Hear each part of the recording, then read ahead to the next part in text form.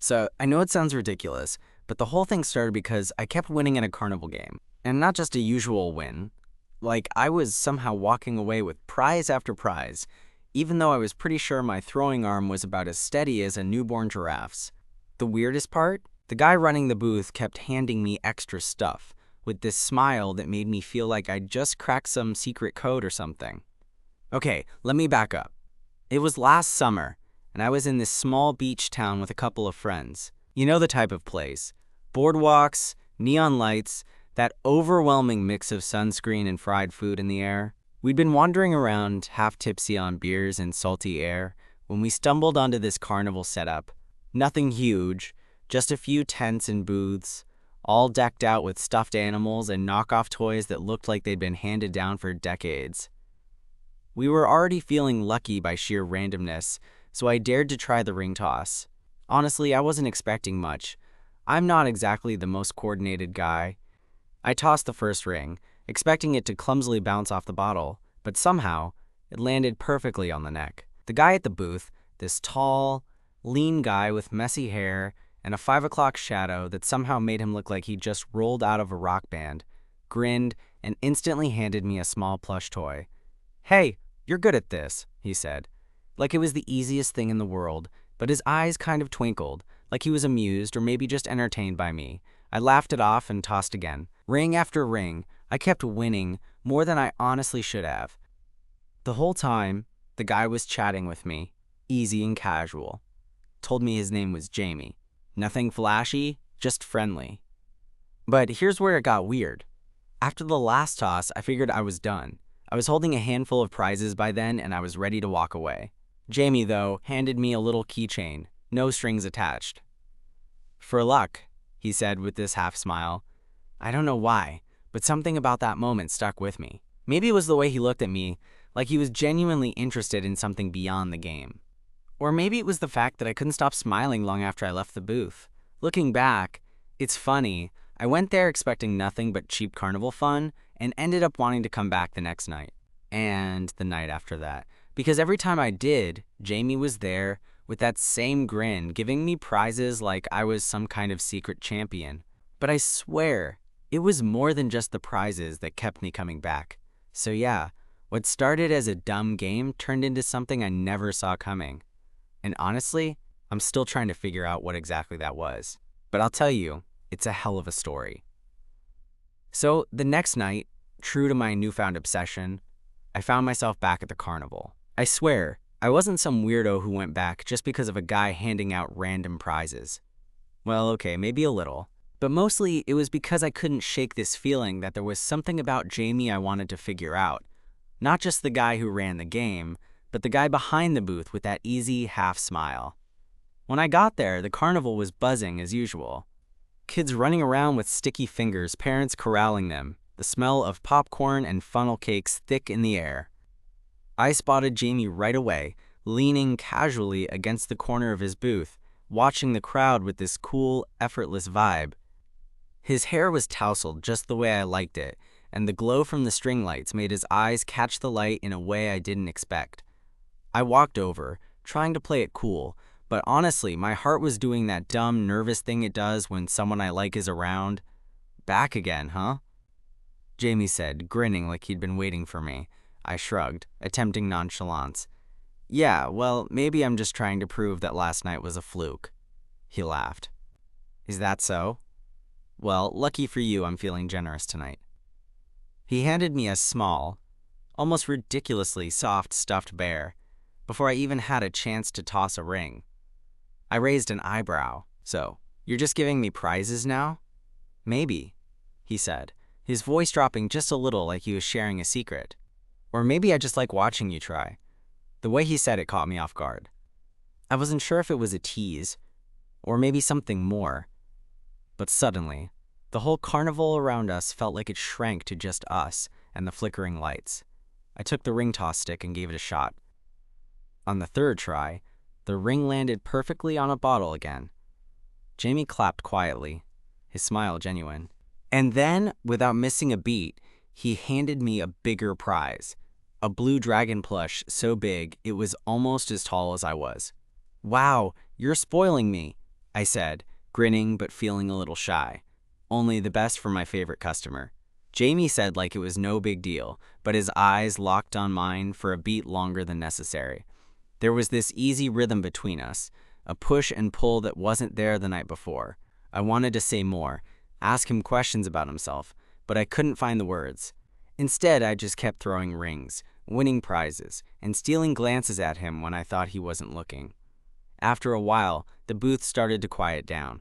Jamie wiped his hands on a rag and leaned a little closer, like he was about to say something important. "Hey," he said, voice low enough that only I could hear. "Want to grab a drink? The carnival closes in a bit, and I'm off after that." My stomach flipped. This was it, the moment where I either played it cool or totally blew it. I nodded. Yeah, I'd like that. We packed up the booth together, Jamie moving with an easy confidence that made me want to learn everything about him. When we stepped away from the noise and lights of the carnival, the night air felt cooler, quieter. We walked toward a little dive bar a few blocks down, and the conversation started flowing easier than I expected.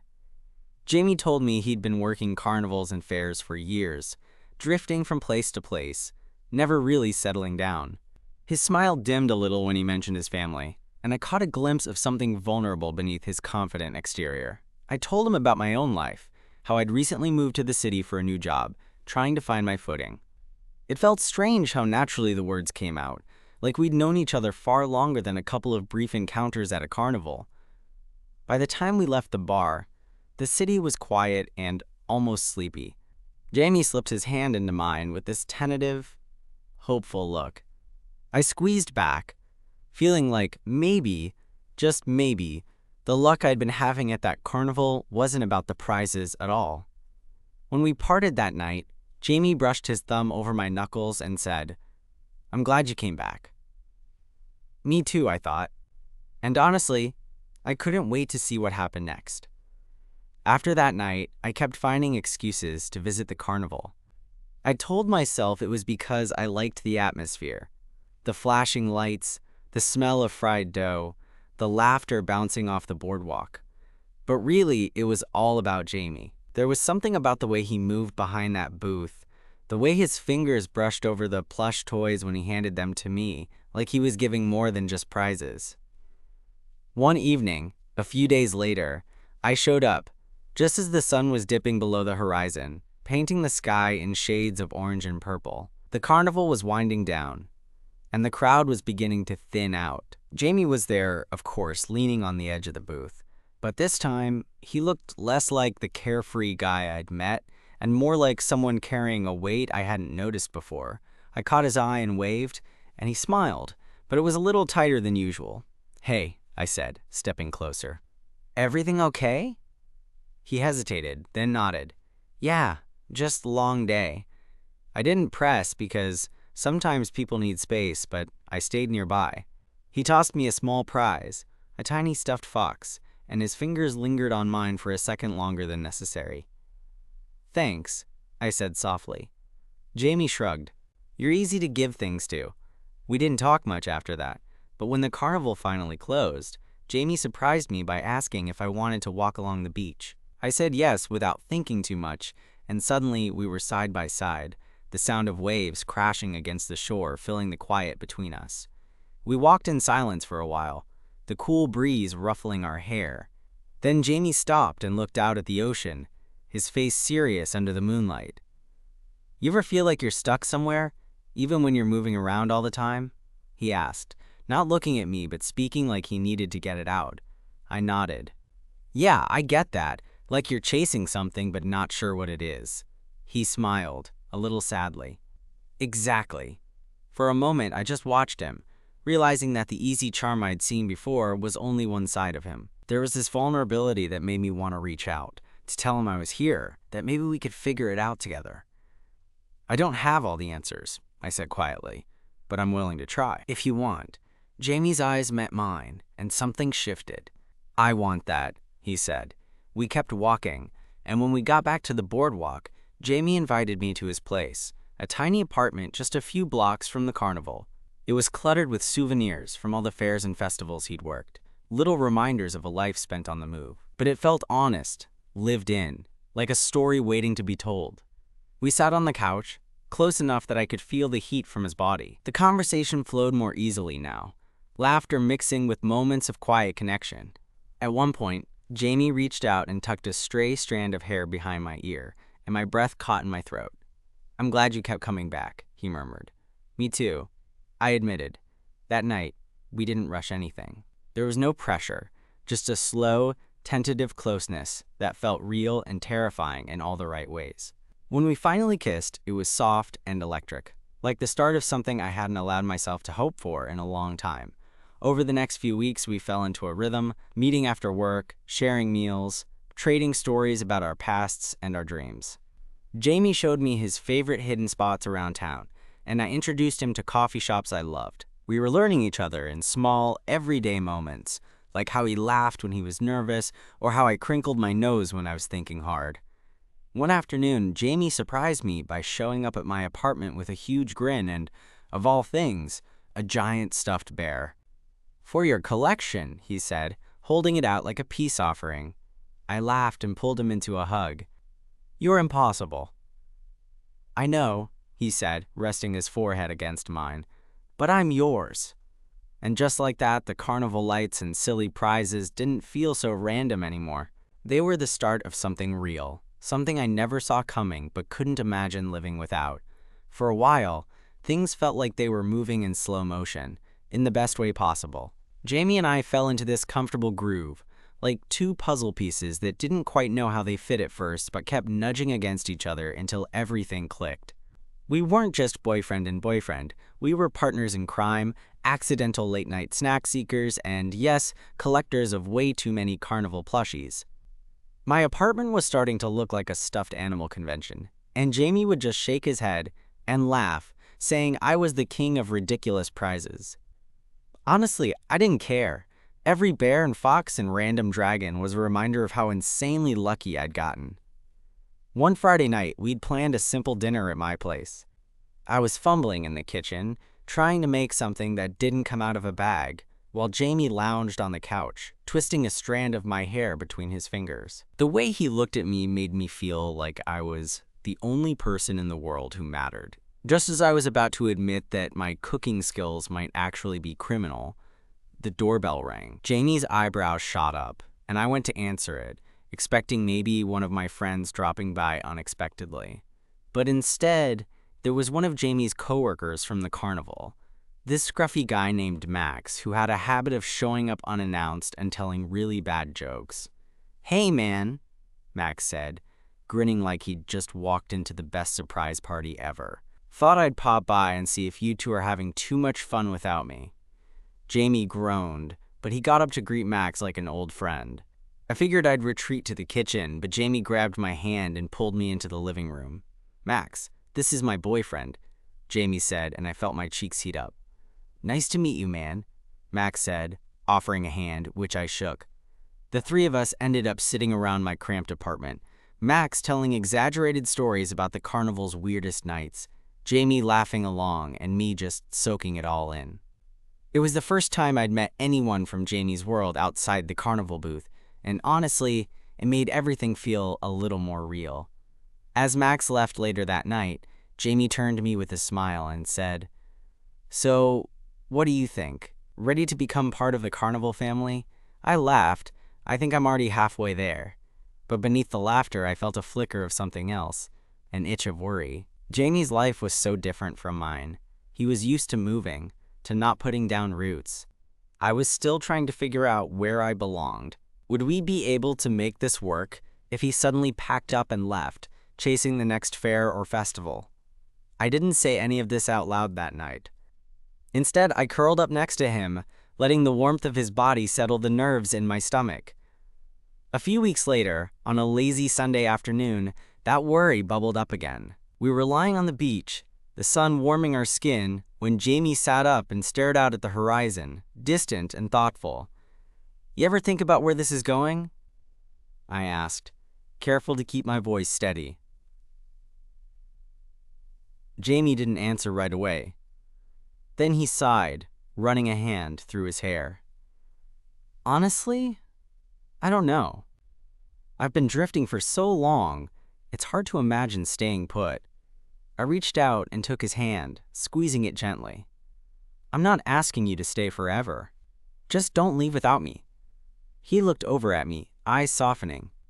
I don't want to leave you. That moment felt fragile, like we were both balancing on the edge of something unknown. I wanted to believe that what we had was strong enough to hold us, but the uncertainty was hard to ignore. Still, we didn't let it pull us apart. Instead, we kept making plans.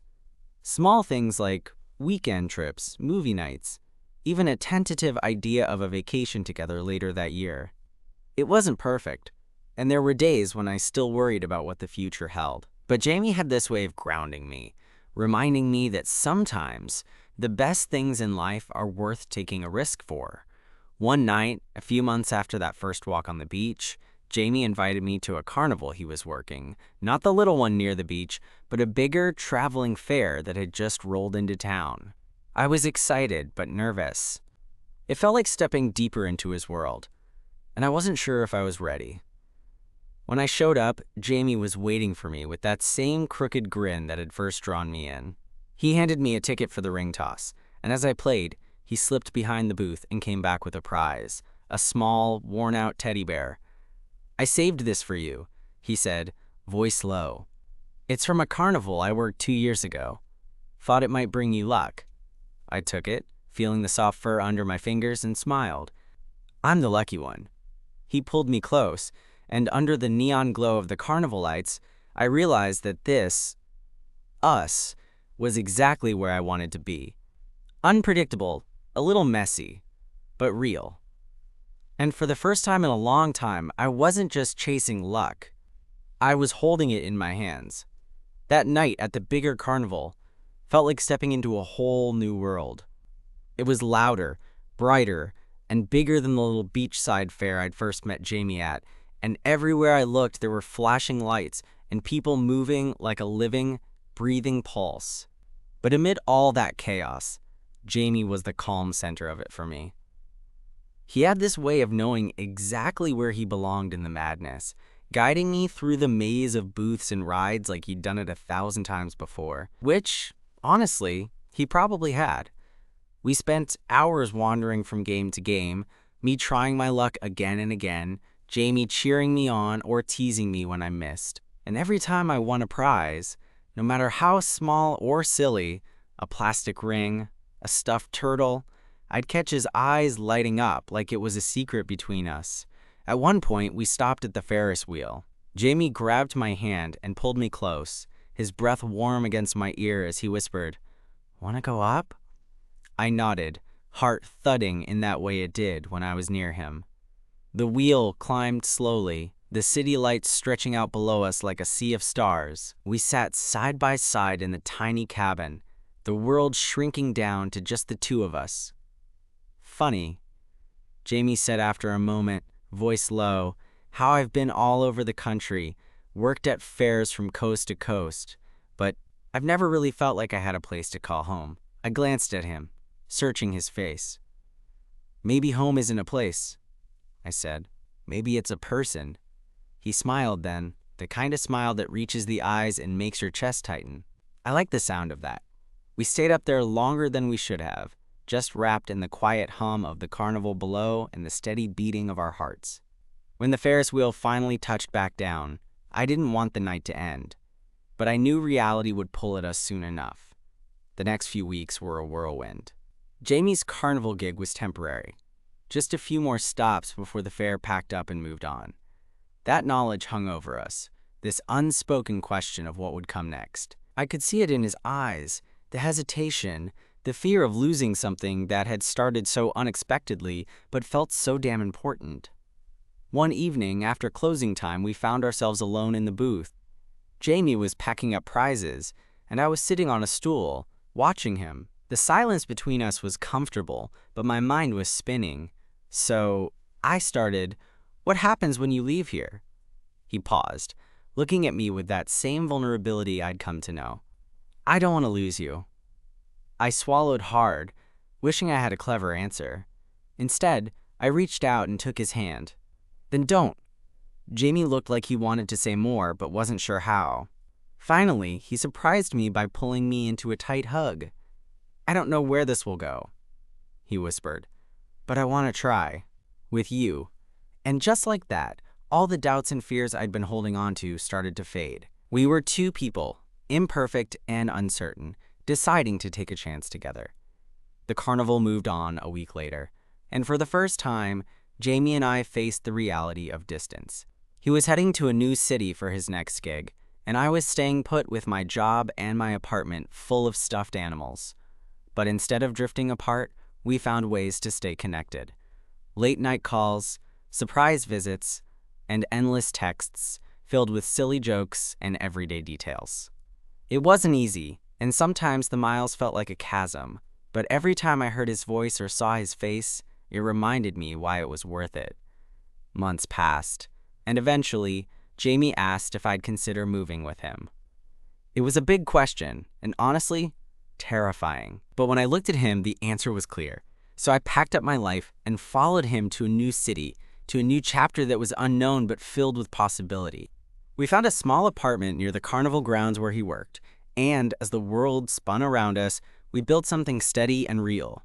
One night, as we unpacked boxes filled with carnival souvenirs and random prizes, Jamie pulled out that worn-out teddy bear, the one he'd given me when I first came to the bigger fair.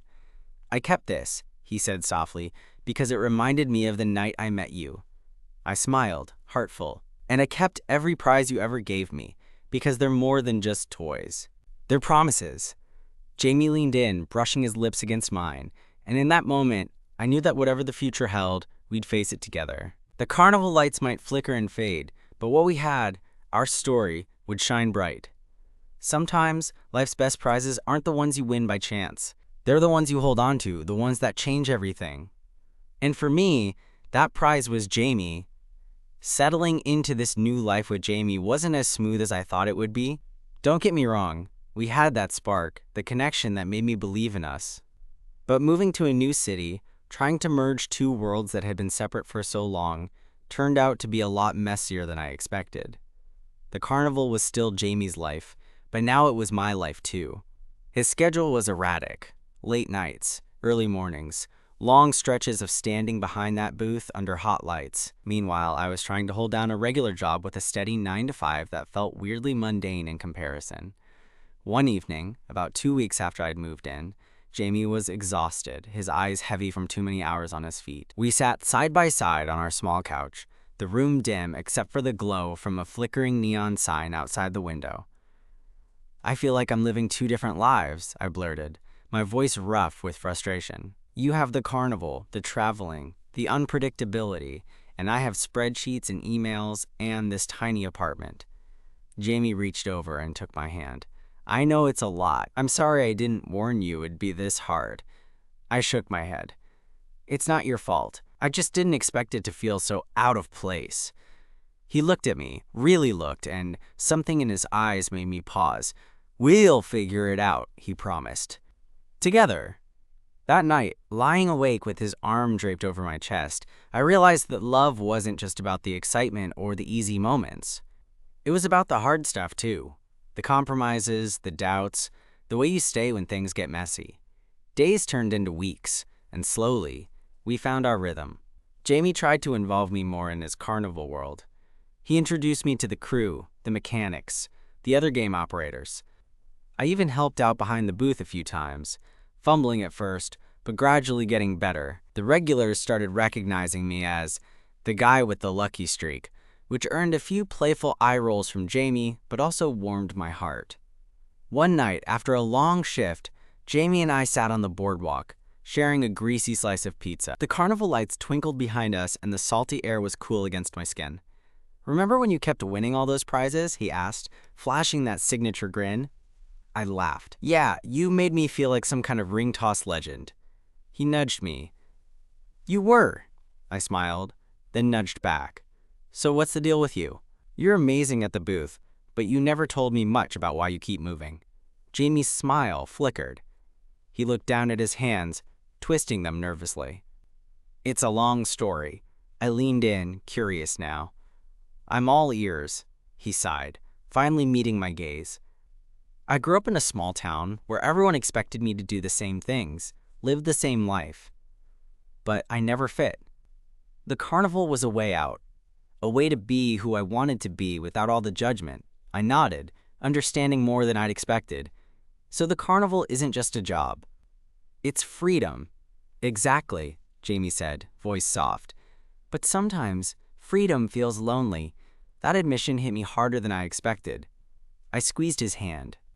You're not alone anymore. He smiled, but there was a hint of weariness in his eyes. Thanks for that. In the weeks that followed, Jamie opened up more. He told me about the places he'd been, the people he'd met, and the nights spent under endless starry skies in far-flung towns. Each story made me feel closer to him, like I was piecing together the puzzle of his life. One Saturday, we took a day off and drove out to a quiet spot by the lake. It was just the two of us, the water shimmering in the afternoon sun. Jamie surprised me by pulling a worn-out, leather-bound notebook from his bag. "What's that?" I asked. "My journal?" He said, a little shy. "I write when I'm on the road. Thoughts, ideas, dreams." I flipped through the pages, reading snippets of poetry, sketches, and stories. There was honesty in every word, a window into the parts of Jamie he rarely showed. "Can I read some of it?" I asked. He hesitated, then nodded. "Only if you promise not to judge." I smiled. No judgment here. That afternoon, we sat by the lake, reading and talking. When Jamie read a piece about longing and hope, his voice trembling just a bit, I felt like I was seeing the real him, beyond the carnival lights and prizes. As the sun dipped below the horizon, Jamie looked at me and said, "You make me want to stay." I swallowed the lump in my throat. "I'm not going anywhere." From that moment on, things shifted. The carnival was still his world, but now it was ours. We made plans, not just for weekends or quick getaways, but for a future together. It wasn't perfect, and some days still felt uncertain, but it was ours. One evening, as we walked hand in hand past the booth where it all began, Jamie stopped and turned to me. "You know," he said with a grin, "I never thought a guy with terrible aim could steal my heart." I laughed, leaning in for a kiss. Guess I'm full of surprises. And just like that, beneath the glow of the carnival lights, I realized that sometimes the biggest prizes in life come when you least expect them, and the best ones are the ones you hold on to forever. A few months after that lakeside afternoon, Jamie and I found ourselves standing behind the same carnival booth where it all began, the little ring toss that had somehow brought us together. It was quieter now, the season winding down, and the air had that crisp bite of early fall. We were packing up the prizes, the familiar worn-out teddy bears and colorful stuffed dragons, when Jamie paused and looked over at me with that easy smile of his. "You know," he said, threading his fingers through mine, "I was thinking about how far we've come." I squeezed his hand, feeling the weight of everything we'd built, the late nights, the doubts, the laughter, the quiet moments where words weren't needed. "Yeah," I said softly, "me too." He leaned in close, his breath warm against my ear. "I don't want to keep drifting anymore, not if you're by my side." For a second, the world felt still. All the noise of the carnival faded to a soft hum as I looked into his eyes and saw something I hadn't before, a steady kind of hope. "I'm here," I said, voice steady. "Wherever that is." He smiled, that gentle, genuine smile that made my heart race, and kissed me, not the flash of fireworks kind, but the kind that settles deep and sure. When we pulled apart, he reached into his pocket and pulled out a small, worn leather ring, something he'd made himself. "I want us to have a home," he said, "not just in places, but in each other." I took the ring, feeling its rough edges against my fingers, and realized it was perfect because it wasn't polished or flashy. It was real. Like us. We didn't need grand gestures or promises made under spotlights. What we had was quiet and steady, built on late-night talks, shared dreams, and those small, silly moments, like winning a stuffed bear or walking along the beach in the dark. As the carnival lights flickered around us, I thought about how lucky I was, not because of the prizes Jamie had given me, but because of the person he was. The guy who showed me that sometimes the greatest wins come from taking a chance and holding on tight.